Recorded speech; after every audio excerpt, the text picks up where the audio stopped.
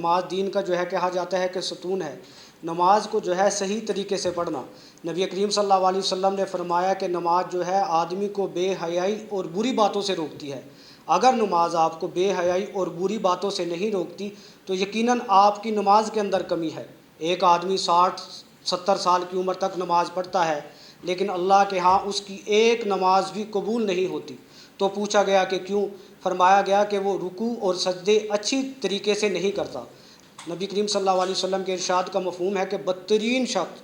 وہ ہے جو نماز میں سے بھی چوری کر لے۔ صحابہ کرام رضوان اللہ عنہ اجمعین نے کہا کہ یا رسول اللہ نماز میں کس طرح چوری کرے گا؟ فرمایا کہ رکوع اور سجدہ اچھی طرح سے نہ جو ہے نماز کا خشوع و خضوع والا، کہ نماز کے اندر خشوع و خضوع کس طرح آئے، اور نماز کا ڈھانچہ اور نماز میں کھڑے ہونے کا طریقہ، رکوع اور سجدے سے لے کر سلام تک کا سارا طریقہ بتائیں گے۔ آسان ہے، ہر مسلمان کو سیکھنا چاہیے۔ تو جب یہ کرے گا تو نماز جو ہے ہماری جاندار بن جائے گی۔ نبی کریم صلی اللہ علیہ وسلم جب معراج کی رات آسمانوں پر گئے، جب واپس آئے تو صحابہ کرام رضوان اللہ عنہ اجمعین خوش تھے، آپس میں گلے ملتے تھے، کہتے تھے کہ اللہ تعالیٰ سے ہمیں ڈائریکٹ لینے کا ذریعہ مل گیا نماز کے ذریعے۔ تو نماز کو جو ہے جاندار بنا لے۔ نماز جب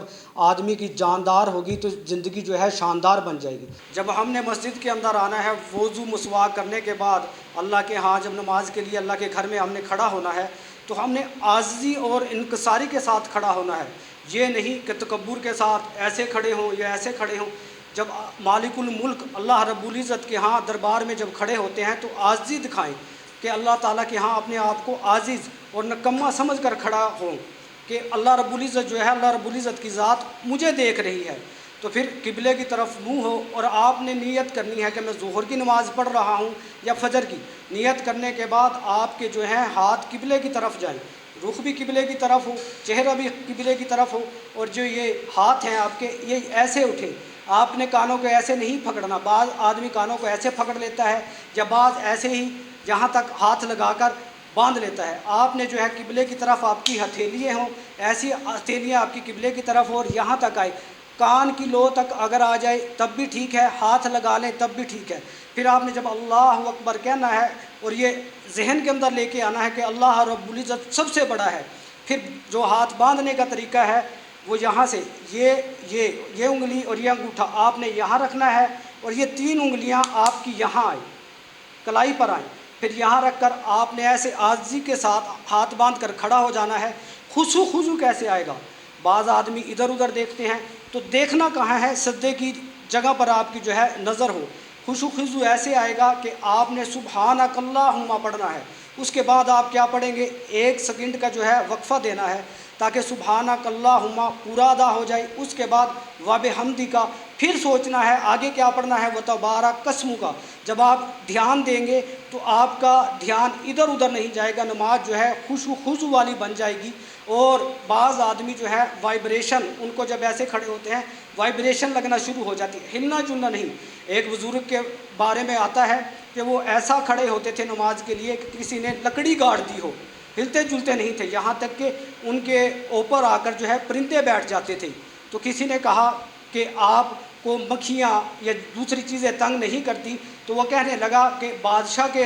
دربار میں جب آدمی جا کر کھڑا ہوتا ہے، بادشاہ کسی سزا پر کوڑے مارتا ہے تو وہ کوڑے مارنے سے اوف تک نہیں کرتا، بہادری دکھاتا ہے۔ تو میں مالک الملک بادشاہوں کے بادشاہ کے سامنے کھڑا ہوں تو مجھے یہ مکھیاں کیا تنگ کریں گی؟ تو نماز جو ہے اس طرح خشوع خضوع والی ہوگی۔ پھر جب اللہ اکبر کہہ کر آپ نے رکوع کے اندر جانا ہے تو رکوع کے اندر جانے کا جو طریقہ ہے، ہاتھ چھوڑ کر آپ نے جو اکبر جس وقت آپ نے کہنا ہے تو آپ کی ہتھیلیاں یہاں گھٹنوں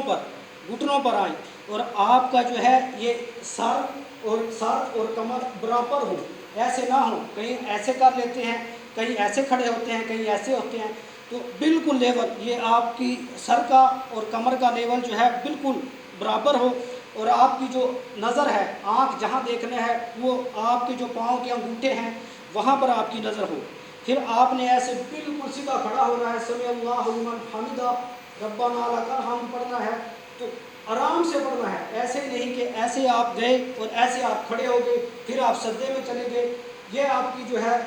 جو رکوع ہے آپ کا مکمل نہیں ہوگا۔ پھر آپ نے جو سجدے کے لیے جانا ہے، سجدے کے لیے جانے کے لیے آپ نے ہاتھ یہاں رکھ کر پہلے آپ کو جو ہے گھٹنے لگے، پھر آپ کے ہاتھ لگے، پھر آپ کا جو ہے ناک لگے، پھر آپ کا ماتھا ایسے،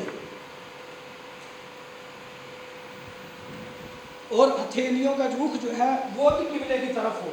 اور آپ کا کلائی جو ہے یہ بازو یہ زمین سے اٹھا ہوا ہو،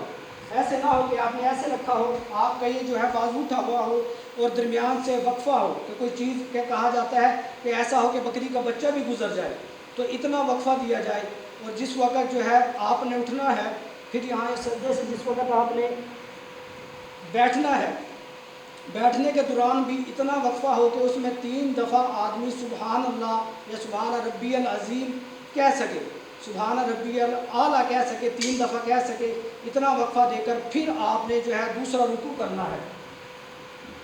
تو پھر جب آپ نے دوبارہ کھڑا ہونا ہے، کھڑا ہونے کے لیے آپ کے جو ہے کئی معذوری کی وجہ سے جو بزرگ ہیں یا جن کے گھٹنوں میں درد ہوتا ہے وہ زمین کا بھی سہارا لیتے ہیں، تو زمین کا سہارا بھی آپ لے سکتے ہیں ایسے، اور بات جو ہے ایسے ہی سجدے سے جب اٹھتے ہیں تو سجدے سے اٹھنے کا طریقہ یہ ہے، آپ ایسے اٹھیں، پھر آپ نے جو ہے ہاتھ باندھنے ہیں، اور آپ کے جو ہے پاؤں کے درمیان کتنا وقفہ ہو، اور ان کا جو رخ ہے کس طرف ہو، ان کا پاؤں کا رخ قبلے کی طرف ہو، اور جو ہے ان کے اندر جو فاصلہ ہو وہ 4 انگلی کا یا 1 پاؤں کا فاصلہ ہو، آپ کے پاؤں یہاں تک بھی نہ ہوں اور بالکل آپ نے ایسے بند بھی نہ کیے ہوں، اور ان کا رخ ایسے بھی نہ ہو، بعض ایسے کھڑے ہو جاتے ہیں، انگلیوں کا رخ پاؤں کا رخ قبلے کی طرف ہو، اور جب آپ اتحیات میں بیٹھتے ہیں، اتحیات میں بیٹھتے ہیں تو آپ کے ہاتھ جو ہیں یہاں بھی نہ رکھے ہوں، ایسے بھی نہ ہو،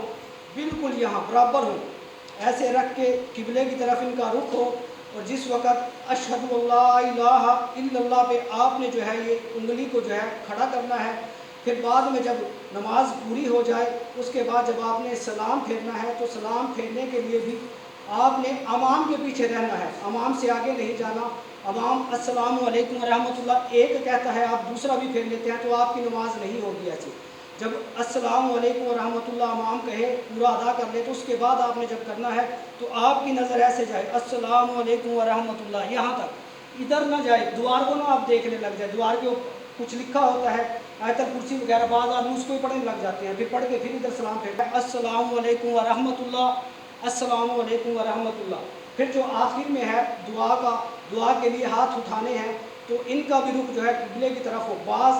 ہاتھ کو ایسے باندھ لیتے ہیں یہ بھی ٹھیک ہے، اور بعض جو ہے ہاتھ کو کھلا رکھتے ہیں یہ بھی ٹھیک ہے، پھر بھی عاجزی ہو اللہ تعالیٰ سے مانگنے کے لیے، عاجزی ہو، اللہ تعالیٰ کو عاجز بندے بڑے پسند ہیں، عاجزی کے ساتھ مانگا جائے، خوشو خضو کے ساتھ مانگا جائے، رو رو کر مانگا جائے، ہم دوسروں کے آگے بھی تو روتے ہیں، اللہ رب العزت کے آگے رولے، تمام حاجات تمام حاجتیں دنیا اور آخرت کی کامیابیاں یہیں سے ملتی ہیں۔ نبی کریم صلی اللہ علیہ وسلم کو جب بھی کوئی سخت امر پیش آتا تو فوراً نماز کی طرف متوجہ ہوتے، ہر فرض نماز کے بعد ایک دعا قبول ہوتی ہے، مشاہدہ کر کے دیکھ لیں، تو یہ جو ہے یہ طریقہ ہے، آسان طریقہ ہے، اس کو اگر آپ دیکھ لیں اور پوری زندگی میں کریں، میں پھر یہی دہراؤں گا کہ ایک بوڑھا آدمی یا عمر زیادہ کا 60-70 سال تک نماز پڑھتا ہے لیکن اس کی ایک رکعت بھی قبول نہیں ہوتی، تو پوچھا گیا کہ کیوں؟ کیونکہ اس کے رکوع سجدہ اچھی طرح سے وہ نہیں کرتا۔ نبی کریم صلی اللہ علیہ وسلم نے فرمایا کہ بدترین چوری کرنے والا شخص وہ ہے جو نماز میں سے بھی چوری کر لے، تو صحابہ کرام رضوان اللہ عنہم اجمعین نے کہا یا رسول اللہ نماز میں کس طرح چوری کرے گا؟ فرمایا کہ وہ رکوع سجدے اچھی طرح سے نہ کرے۔ تو اللہ تعالیٰ مجھے بھی صحیح نماز پڑھنے کی توفیق دے اور آپ کو بھی نماز صحیح پڑھنے کی توفیق دے۔